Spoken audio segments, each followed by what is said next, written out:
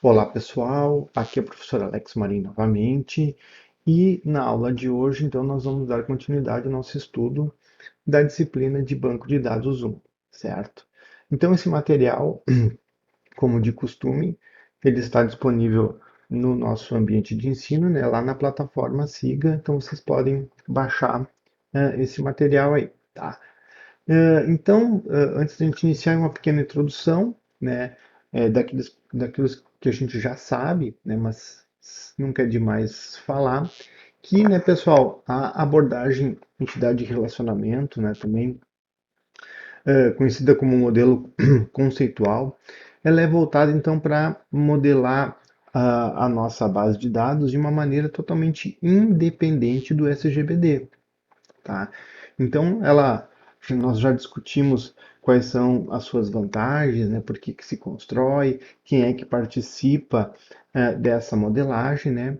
E, por sua vez, né, vimos aí nas últimas aulas que a abordagem relacional ela vai pegar os dados a nível de SGBD relacional, ou seja, ela já vai começar a vai abranger o nível lógico da minha base de dados, no qual então eu vou definir as chaves primárias, relacionamentos, né, já começo a definir algumas restrições de integridade e assim sucessivamente. Tá?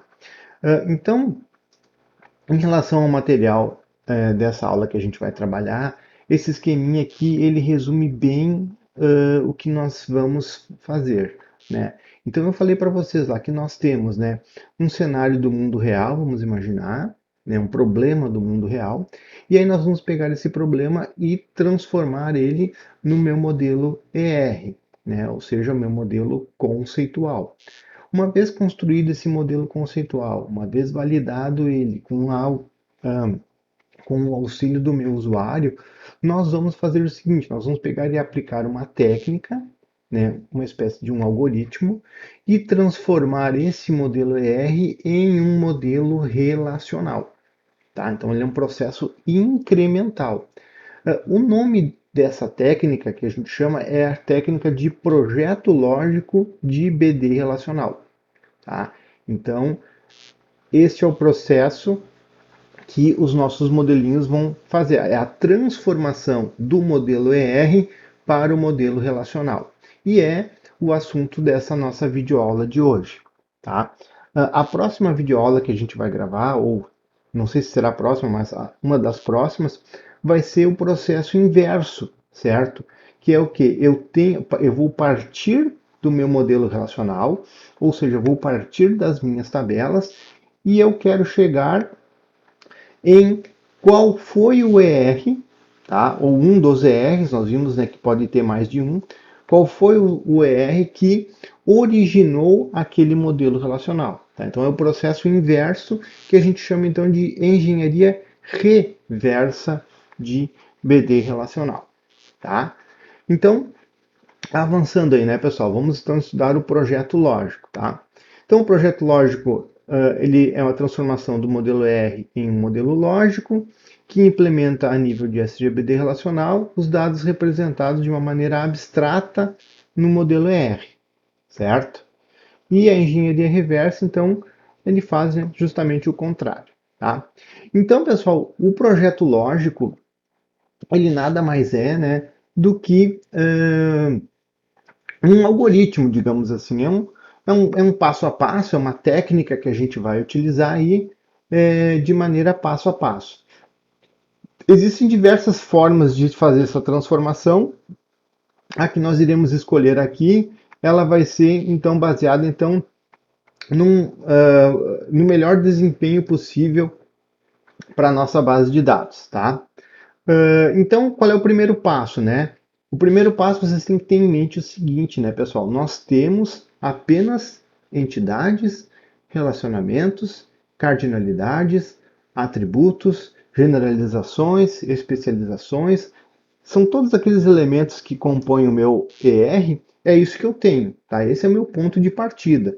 E eu tenho que, a partir dessa composição de elementos, eu vou ter que chegar então num modelo relacional que tem tabelas, que tem colunas, que tem chaves e etc.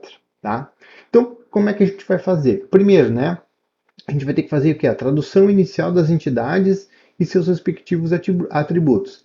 Então a gente vai fazer o seguinte, pessoal. Nós vamos pegar em toda e qualquer entidade, a gente vai aplicar a seguinte regrinha, tá? Toda entidade vai ser traduzida para uma tabela, tá? Isso é fato.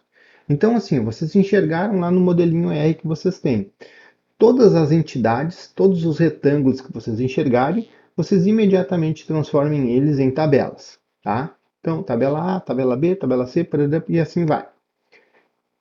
Uma vez criadas essas tabelas, cada um dos seus atributos será uma coluna dessa tabela, tá?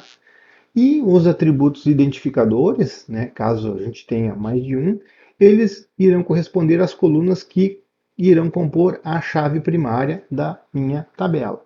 Lembrando, né, pessoal, que toda e qualquer tabela possui uma e somente uma chave primária. Essa chave primária ela pode ser simples, né, composta por um único elemento, uma única coluna, ou ela pode ser composta, né? Tá? Então aqui só um exemplinho para vocês verem, né? Reparem, eu tenho aqui minha entidade chamada livro e tenho 4 atributos, certo? Então, se nós formos fazer é, a, a leitura desse primeiro passo, né, nós vamos transformar essa entidade livro em uma tabela livro e cada um dos seus atributos vai virar uma coluna. Então, a gente vai ter que é o ISBN, título, autor e categoria. E o ISBN, ele é então o nosso atributo identificador, ele vai virar então a nossa chave primária, né? Lembrando que as colunas que compõem a chave primária, elas devem ser identificadas através do sublinhado, né? Nós vamos sublinhar elas, tá? Ok? Tranquilinho. Então a gente vai repetir esse passo aí para todas as entidades, tá? É a parte mais fácil, bem barbada, bem tranquilinho de se fazer nesse processo de transformação, ok? O próximo passo, tá, pessoal? Tá? O próximo passo aqui vai ser quando eu fizer a implementação dos relacionamentos, tá? Os relacionamentos, pessoal, eu tenho que ter um cuidado muito grande, porque todo e qualquer relacionamento ele vai poder virar três coisas, tá? Ou ele vai virar uma tabela própria, ou ele vai é, gerar uma adição de colunas, tá? Ou ele vai pegar e vai fundir duas tabelas, tá? Então nós vamos ver cada uma dessas nuances aí e o que que define o que que o relacionamento vai virar, tá? Mas já aviso para vocês que o fator responsável por determinar qual é a tradução que eu vou utilizar, né? O que que aquele relacionamento vai virar no meu modelo relacional, ela tem que ser analisada as cardinalidades, tá? Tanto a máxima quanto a mínima, das entidades que participam desse relacionamento. Então, pessoal, por isso que é importante, né, quando eu estou fazendo meu modelinho lá, eu colocar de uma maneira correta e ter muito cuidado ao inserir as cardinalidades, tá? Porque quando eu for fazer a transformação aqui, as cardinalidades serão levadas em consideração e dependendo de como eu coloquei lá, o meu relacionamento vai ser traduzido para uma coisa diferente e talvez não seja, né, a coisa certa que ele irá ser traduzido, tá? Então tem que ter muito cuidado. Mas vamos lá, vamos ver como é que funciona essa ideia aí. Então, primeiro, né, eu falei para vocês que cada relacionamento ele pode virar uma de três coisas, né? A primeira é tabela própria, certo? Então, esse aqui vai ser o cara mais fácil da gente identificar, tá?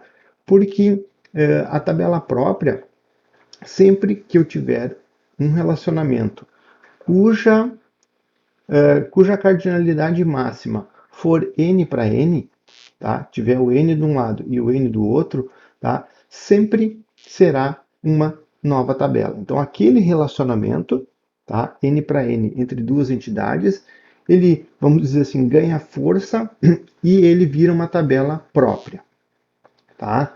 Muito bem. Daí, quais são as colunas que irão compor essa nova tabela? Serão todos os atributos pertencentes ao relacionamento, caso tenham, e também os atributos identificadores, né, ou as chaves primárias das entidades que participam desse relacionamento, tá? Essa é a ideia. Talvez um exemplinho fique mais fácil de vocês entenderem, tá? Olhem só. Eu tenho aqui, ó, o nosso ER, um dos mais famosos aí que a gente utiliza, que é o médico, paciente e consulta, tá? Então vamos aplicar a nossa primeira ideia lá, né? Eu tenho uma entidade médico e tenho uma entidade paciente.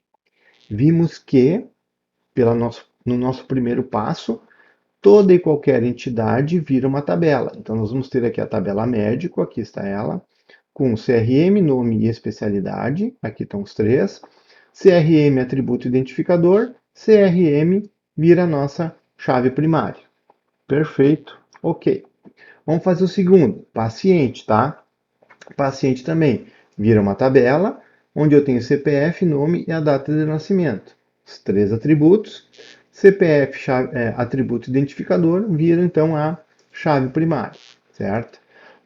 Lembram, né, que a gente teve aí um encontro síncrono em que um colega perguntou qual era a diferença entre atributo identificador e chave primária, né? E eu falei para vocês que não tinha diferença nenhuma, só que uma é, fazia parte de um determinado modelo, né? E enquanto que a outra fazia parte então do outro modelo aí, mas ambas irão representar a mesma coisa, certo?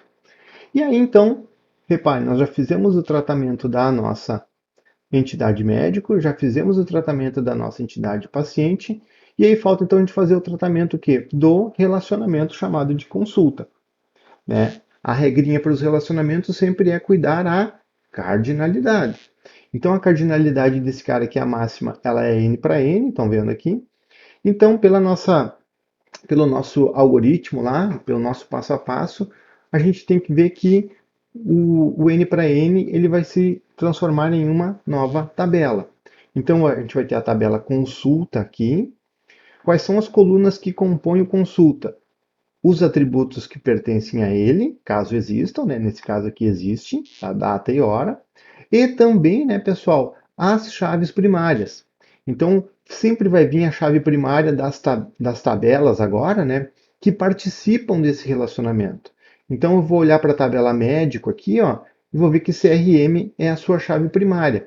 Então, essa chave primária vem para a tabela consulta também.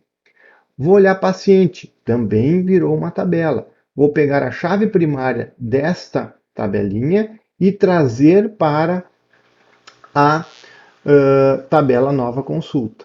E estas chaves primárias que vêm aqui, ó, elas virão sob forma de chaves estrangeiras, tá? E também irão compor a chave primária desta tabelinha aqui, tá? Então reparem, o CRM aqui, ó, ele veio de médico, o CPF ele veio de paciente, a data e a hora são os atributos locais, digamos assim, tá? Então aqui, ó, olha como é que a gente faz a definição de chave estrangeira, tá, pessoal? Eu vou dizer ó, que CRM, ou seja, essa coluninha aqui, referencia a tabela médico. Esse CPF aqui, essa coluna local, referencia paciente, tá? Ainda, dentro de chave estrangeira, tá, pessoal? Os nomes que eu colocar aqui, ó, eles não necessariamente precisam ser os mesmos nomes das tabelas originais, tá? Eu poderia botar aqui, ó, médico, poderia colocar código, poderia colocar qualquer coisa. E o mesmo aqui para CPF, tá? Poderia botar código do paciente, paciente, enfim.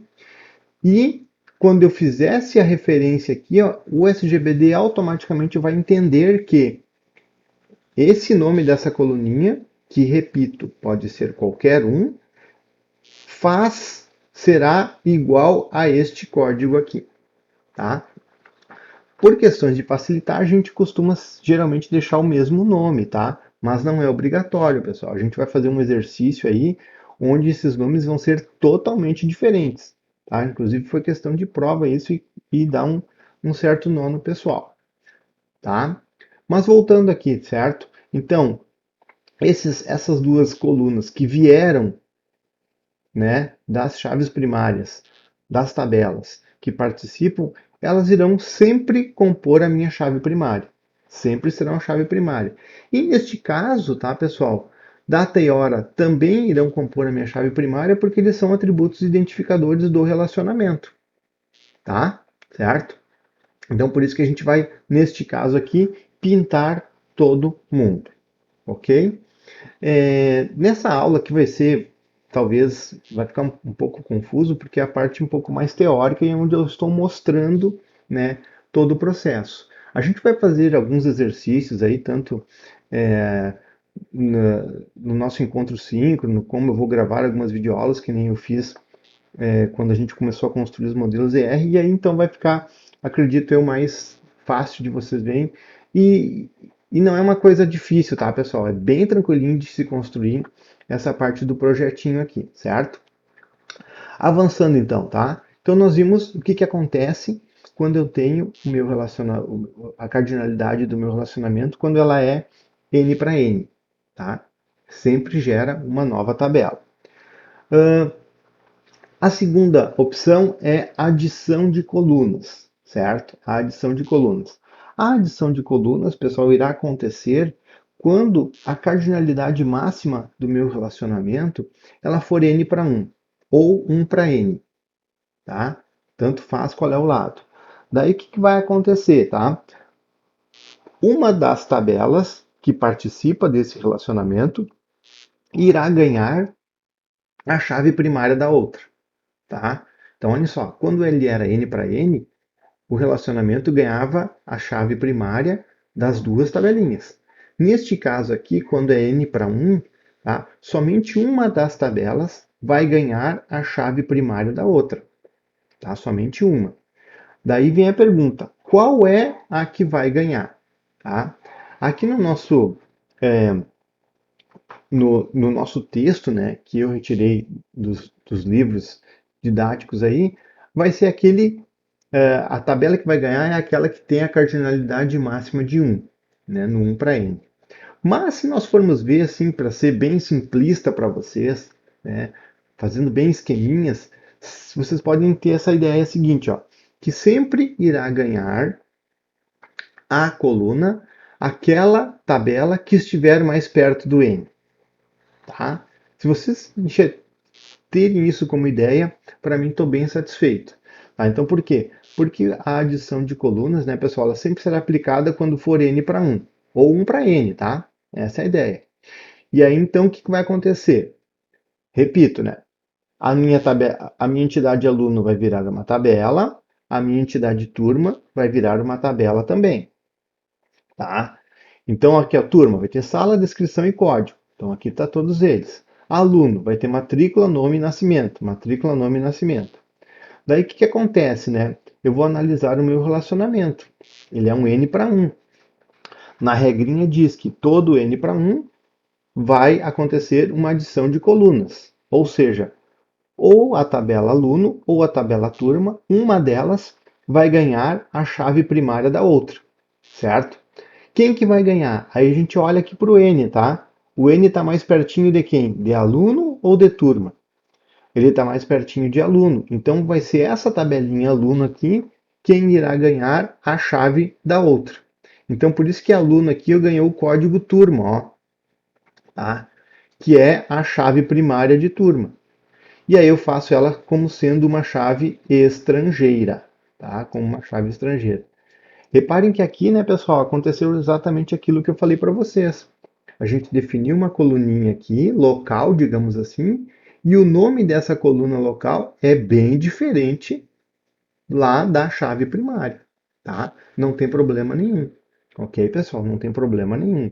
Quando eu faço a referência aqui, quando eu digo, ó, nome da coluna local referencia uma determinada tabela, o SGBD automaticamente, magicamente, por assim dizer, já faz essa ligação para mim, certo?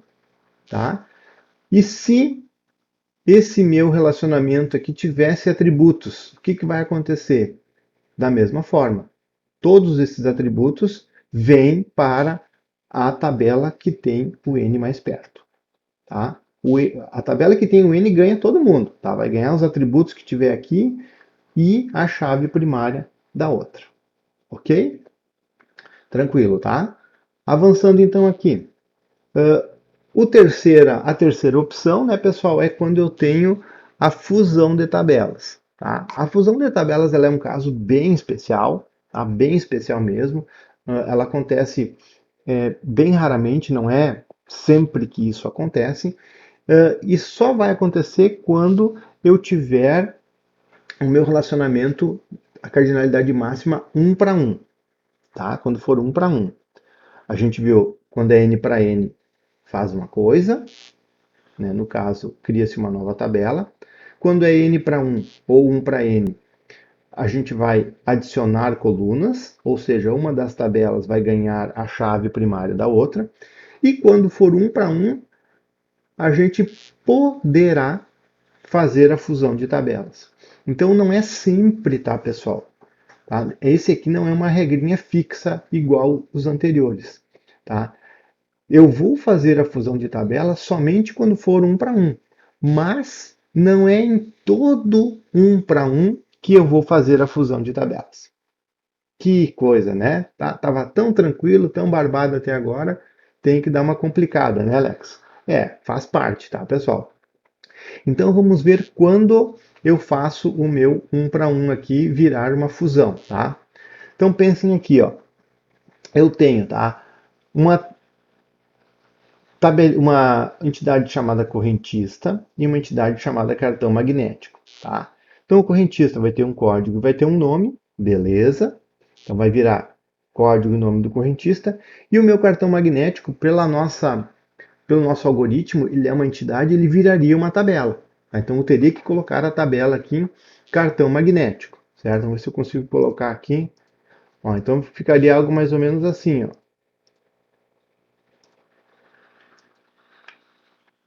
Deixa eu tentar aumentar aqui.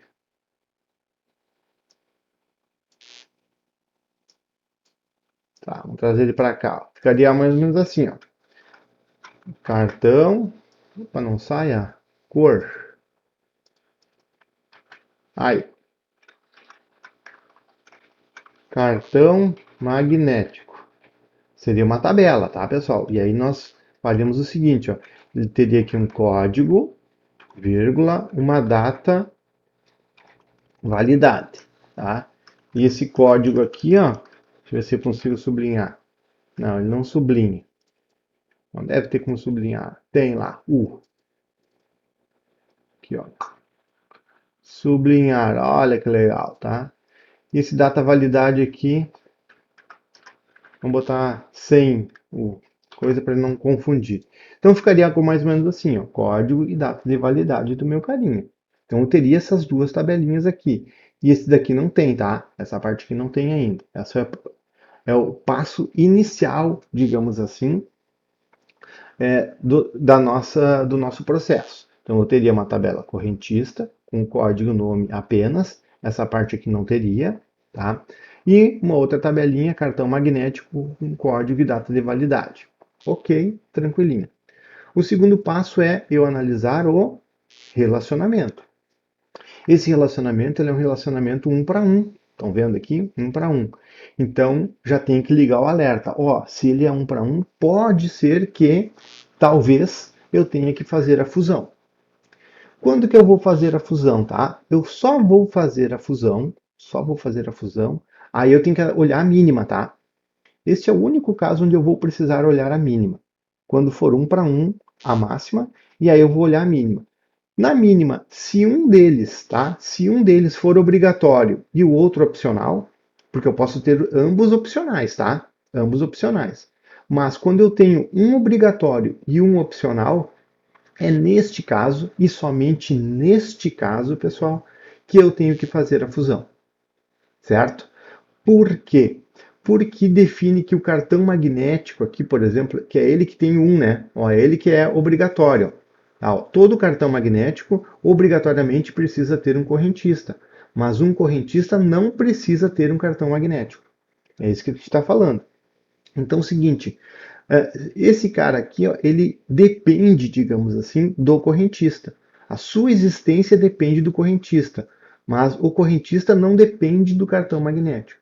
Tá? Então, quando isso acontece, pessoal, quando um é obrigatório e o outro é opcional, e a cardinalidade máxima ela é 1 para 1, daí o que a gente vai fazer? Aquela entidade que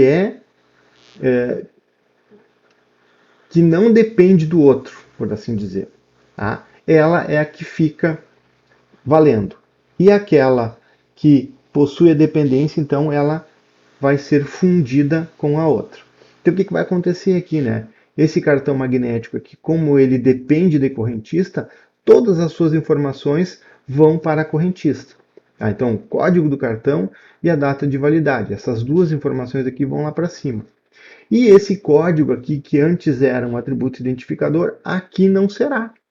Não será atributo identificador, tá? Ele vai ser só apenas um código, seria talvez uma chave alternativa, ou nem isso, né? Porque como é opcional, nem todo correntista vai ter um cartão. Então aqui pode ter valores nulos. Então ele também não poderia ser chave alternativa. Tá, pessoal?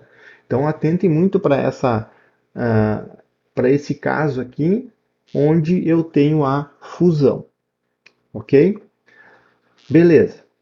Mas e os outros casos, Alex, onde eu tenho 1 para 1 aqui e ambos são opcionais, tá? Ambos são 0 e 0. O que eu tenho que fazer? Eu vou fundir também? Aí é que está, pessoal. Neste caso aí, olhem aqui o exemplinho, né, do pior relacionamento possível, certo? Onde eu tenho, né, entidade homem e entidade mulher, digamos assim. Eu tenho o regime do casamento, tá? Então reparem, eu tenho o homem aqui CPF e nome, mulher CPF e nome, e aí eu tenho o casamento aqui, né? Qual é o regime deste casamento e qual foi a data do casamento, tá? Então reparem, pela nossa regrinha, eu iria criar uma entidade homem, beleza, né, com CPF e nome, e iria criar uma entidade mulher com CPF e nome. Tranquilo, ok.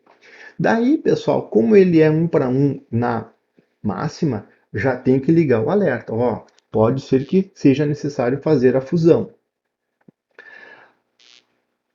Aí eu tenho que olhar a mínima. Na mínima diz o quê? Que ambos são opcionais, tá? Então é o seguinte, pessoal, quando ambos forem opcionais na mínima, a fusão é justamente a única coisa que eu não posso fazer. Por quê? Porque se eu fundir, pessoal, isso aí faz com que eu obrigue um homem a ser casado com uma mulher ou vice-versa. Tá? Lembre lá do exemplinho do cartão magnético com o correntista. Então, no momento que eu fundir aquelas duas tabelas, eu obrigo todo o cartão a ter um correntista. E aqui é a mesma coisa. Tá? Então, se eu fundir o homem dentro da mulher ou a mulher dentro do homem, em relação às tabelas, tá, pessoal? Não vão pensar bobagem. Eu estou obrigando aquele que está se fundindo com a outra tabela a ter essa associação. E não é o caso aqui, né? Então eu posso. Nem todo homem é obrigado a casar com uma mulher e nem toda mulher é obrigada a casar com um homem. Então é justamente isso, por causa dessa não obrigatoriedade, que eu não posso, pessoal, eu não posso fazer a fusão. Tá, vou fazer o que então, Alex? Qualquer uma das outras duas. Ou eu posso, aqui está um exemplo onde aconteceu uma adição de colunas, tá? Eu escolhi uma das duas tabelas para ganhar a chave da outra, tá? Ou eu posso, né, quando o meu relacionamento ele possui talvez informações ou terá outras ligações com ele, eu posso inclusive tratar esse relacionamento como se fosse um N para N e aí criar uma tabelinha própria para ele. Tá? Aqui faltou sublinhar, tá? Ó, faltou sublinhar aqui e faltou sublinhar aqui. Mais um erro no nosso material aí que nós temos que corrigir. Tá? Como ele virou um N para N, as chaves elas têm que ser sublinhadas aqui quando elas recebem na outra tabelinha. Certo? Tá? Entenderam? Ok? Muito bem. Tá? Então, pessoal, dando continuidade ao nosso estudo, nós temos aqui, né, um resuminho de o que a gente deve utilizar, né, quando encontrarmos aí um relacionamento, certo? Então aqui nesse primeiro slide que nós temos os relacionamentos na máxima 1 para 1, tá? Então o que que eu tenho que fazer, né? Se na mínima ambas forem opcionais, ó, 0 e 0, tá? Eu tenho que fazer o que? A regrinha me diz que eu devo adicionar colunas, é a melhor estratégia, mas também, né, eu posso fazer uma tabelinha própria, tá? Também é permitido. O que não pode ser feito é a fusão de tabelas, certo? Então, repetindo, tá? Quando eu tiver o meu relacionamento, cardinalidade máxima 1 para 1, e ambas forem opcionais, tá? A única coisa que eu não posso fazer é a fusão das tabelas, certo? O próximo passo, né? Eu continuo tendo a máxima 1 para 1, só que uma delas é opcional e a outra é obrigatória. Tá? Então, nesse caso, tá, pessoal, o recomendado é que a gente faça a fusão das tabelas, né? Ou ainda a adição de colunas. Tá? Não se recomenda, tá? Ao menos para mais, criar uma tabela própria para esse relacionamento. Tá? Então, ou a gente vai optar por fazer a fusão ou por adicionar colunas, ok? Avançando aí, então, nos relacionamentos 1 para n, né, nós vimos aí esses caras, então nós temos que nos 1 para n, perdão, a regrinha nos manda então fazer o que? A adição de colunas. Tá? Então, sempre nós vamos adicionar colunas e quem que vai ganhar a coluna será aquela entidade que estiver mais próxima do n. Né? Então, aquela que está mais perto do n vai ganhar a chave primária da outra sob forma de uma chave estrangeira. Tá? Tranquilinho. O próximo, então, quando o relacionamento for n para n, né, quando a máxima for n para n, independente se ambas são opcionais ou uma opcional e a outra não, tá? Eu nem avalio a cardinalidade mínima quando ele for n para n na máxima. E a regrinha diz que eu tenho que fazer o quê? Tabela própria. Tá? Eu não posso fazer adição de colunas e eu não posso fundir as tabelas. Certo? Então, nesse cara aqui é bem fácil, né? No n para n, a gente já pode cravar que todo n para n vira uma tabela própria. Tá? Então, vocês já podem ter essa ideia aí na mente, ok? Tá? Então nós vimos aí até o momento, né? O que que eu faço quando eu tenho as minhas entidades, tá? Qual é a regrinha que eu tenho que fazer, e quando eu tenho os meus relacionamentos, né? Que aí eu tenho que analisar as cardinalidades máximas e, em alguns casos, a cardinalidade mínima, tá? O que que falta ainda, né, Alex? O que que falta? Falta a gente ver, então, as especializações e generalizações, e a entidade associativa, tá? Então, vamos seguir o barco, né? Vamos tocar, seguir o baile. Então, quando eu tenho a generalização e especialização. Neste caso, pessoal, eu tenho duas estratégias que eu posso fazer, tá?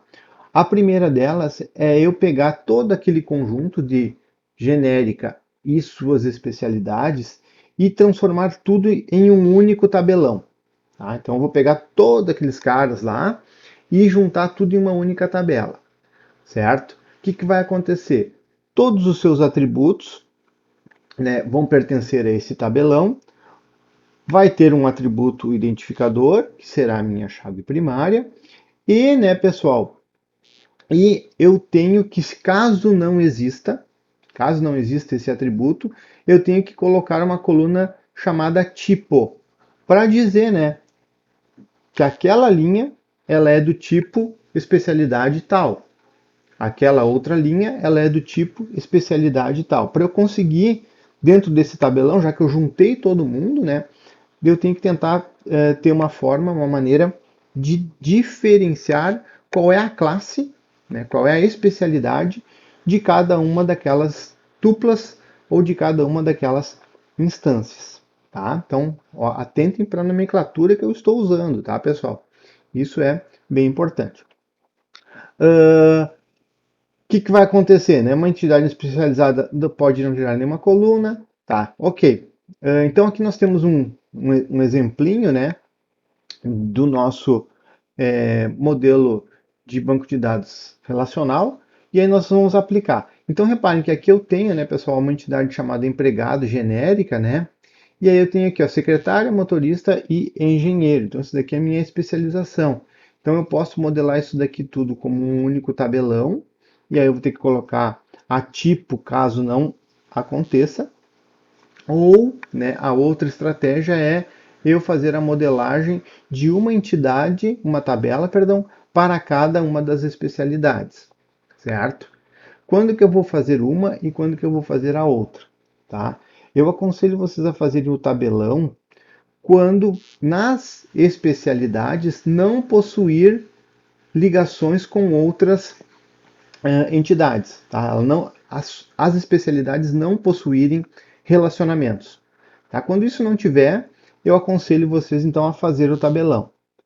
Caso contrário, que é este exemplinho aqui, se as especialidades tiverem coisas ligadas a ela, né, outras entidades relacionadas a ela, não é aconselhado a gente fazer o tabelão, mas sim uma tabelinha para cada uma das entidades.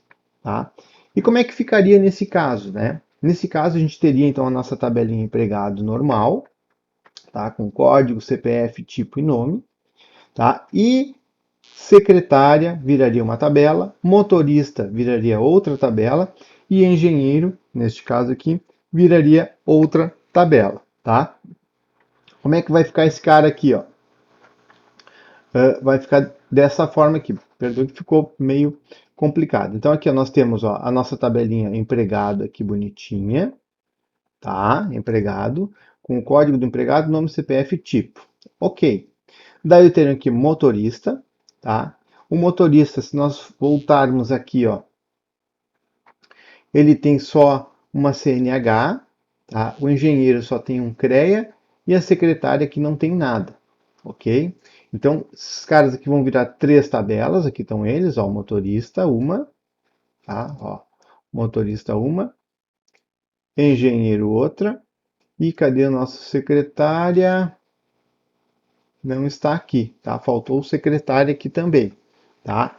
Mas esse secretário aqui, ou esse nosso engenheiro e motorista, reparem, eles têm a sua CNH, o seu CREA, e reparem que eles ganham, né, o código do empregado aqui, ó, tá? Então, o código do empregado, como eles são uma especialidade, esse código do empregado, ele vem como uma chave estrangeira e irá compor a chave primária dessa tabela. Tá? Então, para este caso aqui, pessoal, no caso das minhas especialidades que viram tabelas, tá? A chave estrangeira que vem da genérica será também a chave primária da minha tabelinha local, da tabelinha da especialidade. Ok? Tá? Eu sei que pode ser que esteja um pouco confuso, né? E o material aqui também não está ajudando muito, porque é para vocês terem como estudar, mas a gente, em seguida, eu vou fazer uma videoaula com um exemplinho prático aí, e aí nós vamos então trabalhando. Quem sabe até seja esse exemplo aqui que eu tenha no nosso material, tá? E por fim, pessoal, por fim, então, a gente então vai ver como é que eu faço, então, caso eu tenha uma especialidade, tá? O que que eu tenho que fazer quando eu tenho, perdão, uma entidade associativa, tá? A entidade associativa, pessoal, é bem tranquilo, né? Porque, na verdade, ela é uma entidade e também é um relacionamento. Como ela é uma entidade, a gente viu, né, que as regrinhas que para toda a entidade a gente vai fazer o quê? Vai virar uma tabela. Tá? Então, a entidade associativa, por ser uma entidade, a gente vai fazer o tratamento como se fosse uma entidade. Tranquilo. Ou seja, ela vai virar uma tabela própria. Tá legal? Tá? Então, pessoal, esse era mais ou menos uma explicação rapidamente do conteúdo que a gente vai trabalhar, do todo o processo chamado de projeto lógico, tá? Então, qual é o passo a passo que a gente vai fazer? Vocês vão ver que ele é bem tranquilo, tá? Não é muito difícil, basta a gente praticar, tá? A gente vai fazer um, dois, três exercícios, quando chegar no quarto exercício aí já vai estar, vocês já vão estar craques, ok? tá? Então a videoaula ela vai ficando por aqui, ela ficou um pouco extensa, peço desde já desculpas. E em seguida, então, eu vou gravar um novo vídeo com um exemplinho bem passo a passo aí do que a gente vai fazer, tá ok? Então, um grande abraço, espero que todos estejam bem. Fui!